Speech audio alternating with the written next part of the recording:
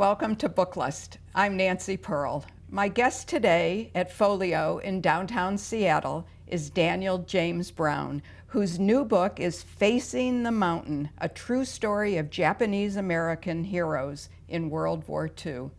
Dan, thanks so much for being interviewed today. Oh, thanks for having me, Nancy. You're very welcome. I was eager to talk to you about your new book because we did talk about your previous book, the wildly successful, deservedly successful, wonderful book, The Boys in the Boat.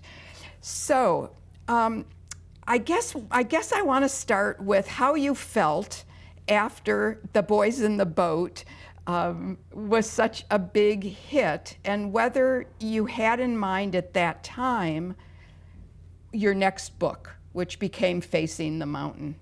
No, I didn't really have anything in mind. You know, Boys in the Boat just sort of exploded on me beyond my expectations, and I think probably the publisher's expectations. So that wound up being sort of 4 years of continual enjoying, but also coping with all the publicity surrounding The Boys in the Boat. So I didn't really get to start seriously thinking about a next book until about 2015, and it took quite a bit of searching to find the topic for the next book.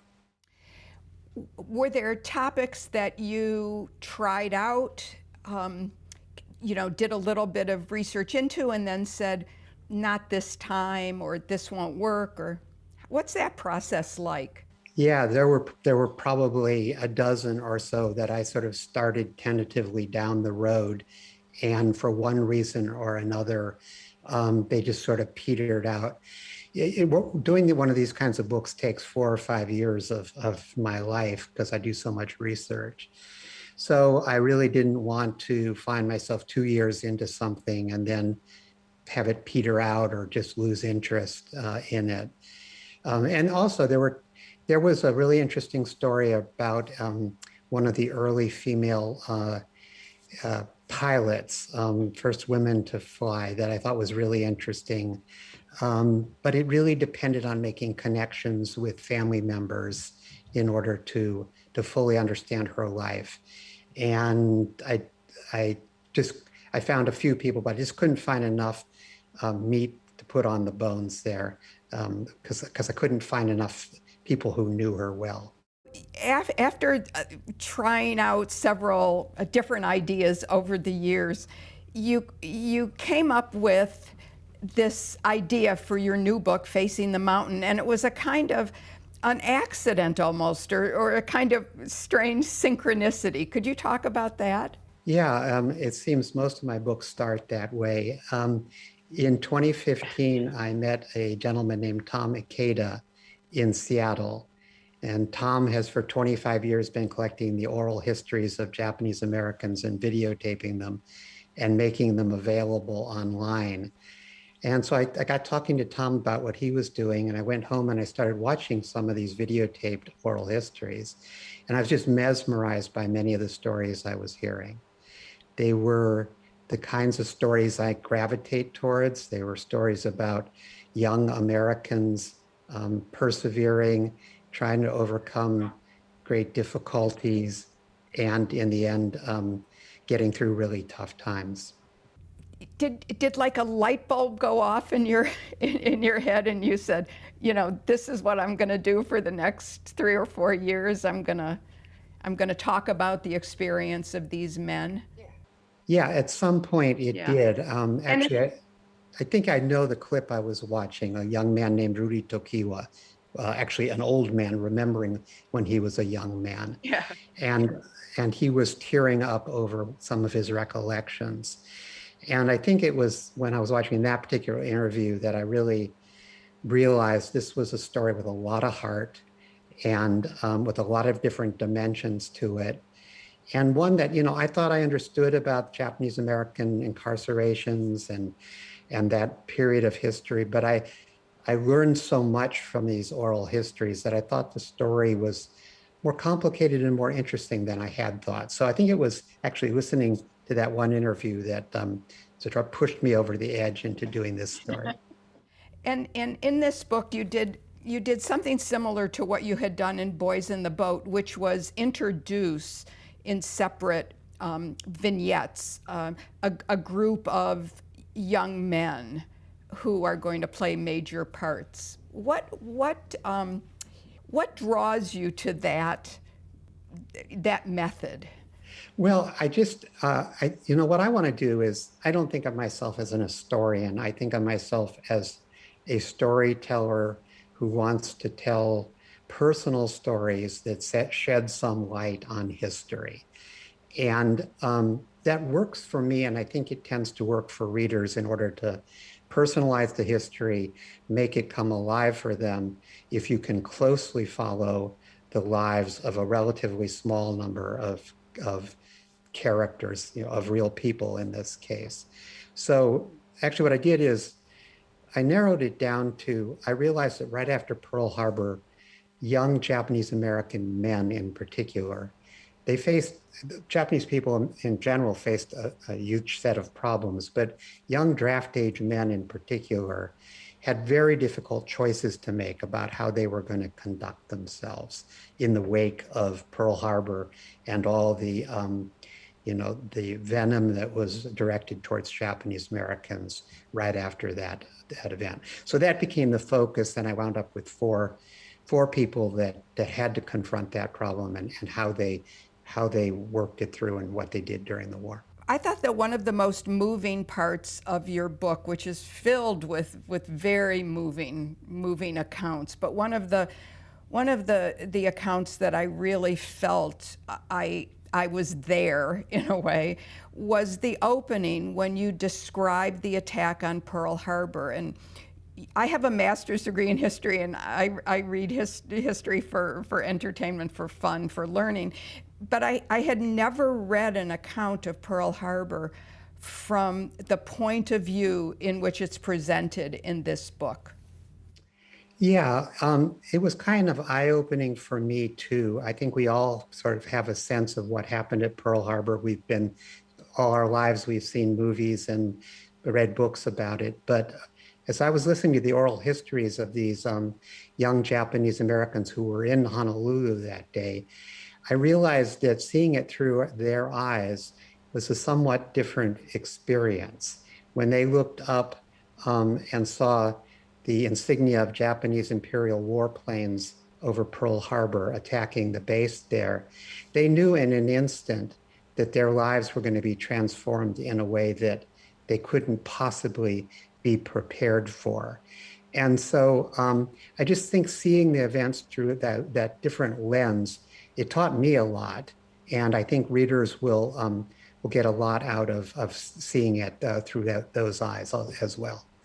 Yeah, one of the parts that just really that I found so interesting was that the Japanese planes were flying so low that people on the ground in Honolulu could see the pilots and could recognize them as Japanese men, not much older, if older at all, than the young men that you're writing about. Yeah, precisely. That's exactly what I mean.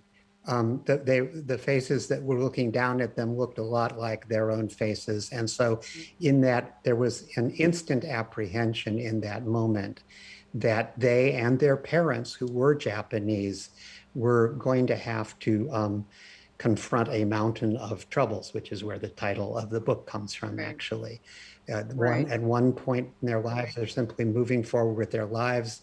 Suddenly on December 7th, this mountain of trouble is just sort of plopped down in their paths, and they have to figure out a way to get past it or over it or beyond it somehow.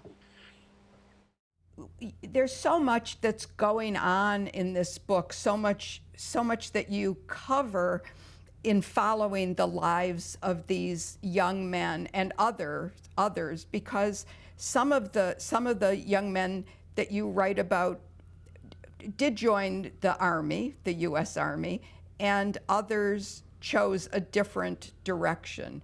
Could you talk about that? Yes, exactly.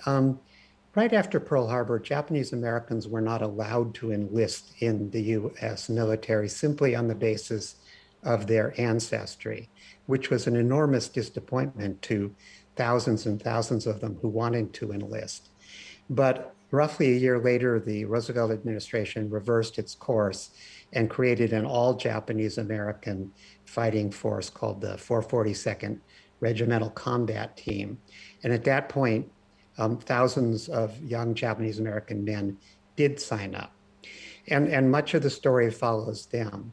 But it was also important, I thought, to talk about young men who decided that that was the wrong course of action, that the right course of action was to resist with every fiber of their being the incarceration of themselves and their families, resist a little later when the Army tried to draft Japanese American men, to resist the draft on the basis that while their families were being incarcerated, they had no intention of serving. And so that's a really important part of the story. And I wanted to make that sure that got woven, that story of resistance got woven into the book as well. The other thing that I found so interesting that you included in the book was really a history of Japanese immigration to Hawaii. I think that's another thing that we know, that we take for granted, that Hawaii is truly a melting pot, but that is presented in a very different way when you look at it from the point of view of the Japanese families themselves. Yeah, so again, this was a learning experience for me talking to people in Hawaii, talking to the families of some of the people I write about in the book. But you know, there was a large wave of Japanese immigration to Hawaii from the middle of the 19th century up through the early 20th century. Those people came mostly to work in the cane fields in Hawaii, which were run on the plantation system, which was a very racially stratified and brutal system of exploitation, basically. So the young men, and mostly young men and their families that I'm writing about, those from Hawaii, they had grown up in these plantation towns, um, in many cases working in the cane fields themselves, sometimes not. So they had seen this history. They had seen how hard their parents worked to make a place in America. They had seen how exploitative the system was. And some of them went off to war partly because they were determined when they came back to Hawaii to try to remake Hawaii in a more modern, into a more modern state and to get rid of the plantation system. So that history of immigration, both to the West Coast, but also to Hawaii, becomes a really important part of the sort of background of the action of the story. And of course, it's also, we need to keep in mind that Hawaii wasn't a state Yes. at that time. Yes, it was simply the territory of Hawaii. And Right, actually, the right. Japanese Americans who, many of the vets who served in the 442nd would come back. They were the ones who sort of took leadership roles in, they went and got law degrees and then came back to Hawaii and they began to reshape Hawaii. They occupied positions of power in business and in government, and they began to reshape Hawaii and, very importantly, from their point of view, to win statehood. Now, statehood is still a controversial thing in the islands, but from the Japanese American point of view, it was largely a good thing. When you were working on this, you've said that some things surprised you as well. Were there other incidents that stuck with you that you felt, oh, I've got to include that. I've got to find a way to get that into the perfect place in the book? Yeah, I mean, there's sort of an endless stream of little incidents. One that pops to my mind immediately is one of the young men I write about is Rudy Tokiwa from Salinas, California. And shortly after the attack on Pearl Harbor, the FBI came to their house farmhouse and basically raided it, looking for contraband. This was before they were sent off to live in a camp in Arizona. But while the FBI was ransacking their house, um, Rudy's father had served in the U.S. Army in World War I and had an Army uniform. And they pulled Rudy's father's uniform out of a chest of drawers, held it up, and said, "What is this?" Rudy's father said, "Well, I'm a veteran." They threw it on the floor and walked all over it.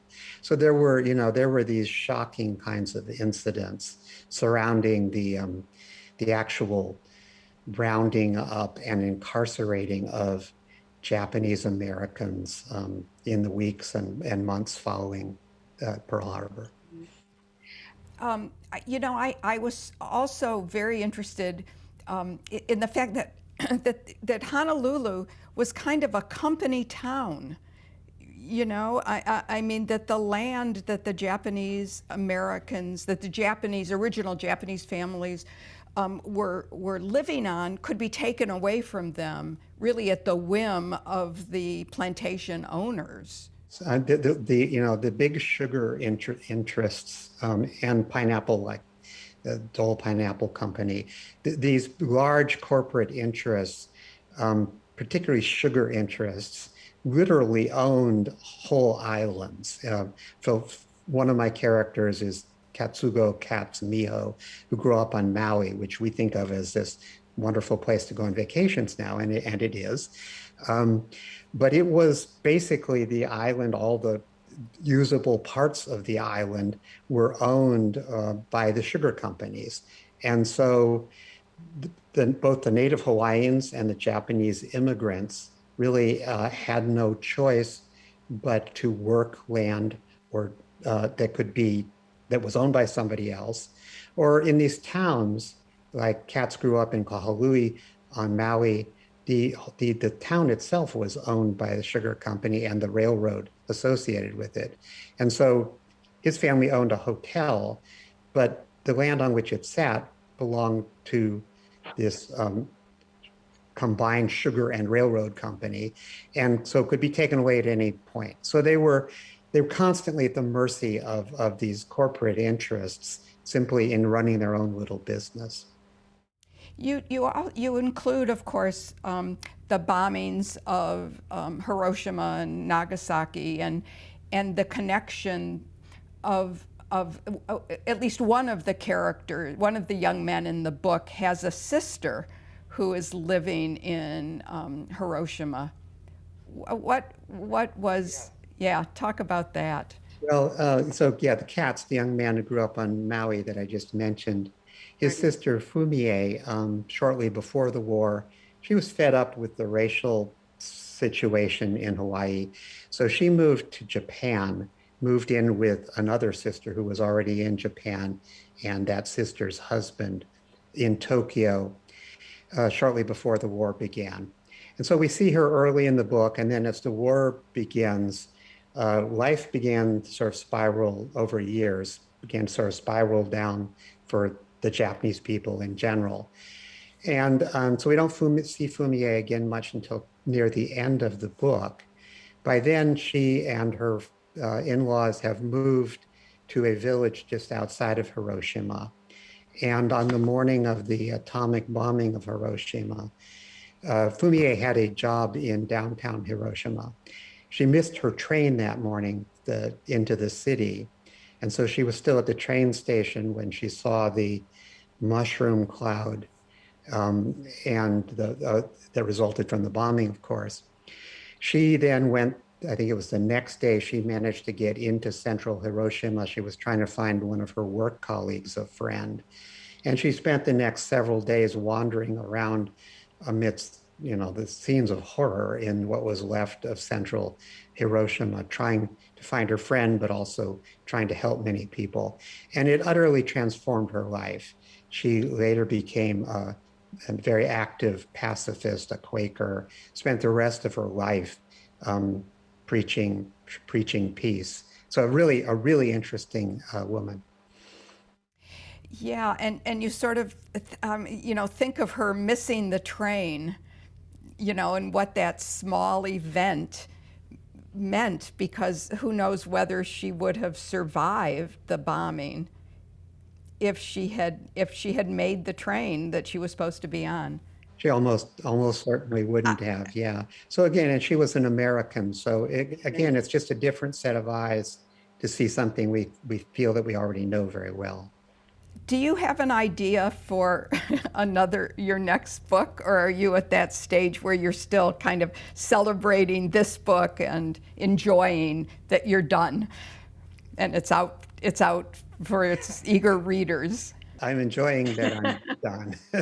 It takes, as I think I mentioned earlier, it takes 4 or 5 years for me to write one of these books. So I'm not in any huge hurry to jump into the next. We only have a few minutes left, but I did want to ask you, what are you reading these days? Oh my gosh, for 4 years, I've been reading nothing but research for this book. So I've hardly had time. Actually, I've had a couple of things that I've been putting off for years that I've really been enjoying, but these are not recent books really. One is All the Light We Cannot See, which I just think is an absolute masterpiece. I can't get over how good that book is. Actually, that's the most recent book that I've read. And sometimes I think I'm a pretty good writer, but I read something like that, and it's just so humbling. I just can't get over how well written that book is. Do you ever have a desire to write historical fiction? Yeah, don't tell my editor. She's likely to see this. The secret. I would. I've got a couple ideas floating around in the back of my head, and I think if I do another book, I think it might in fact be a novel. It will be historical, but I love writing nonfiction. I love, having the framework of facts to build the story on.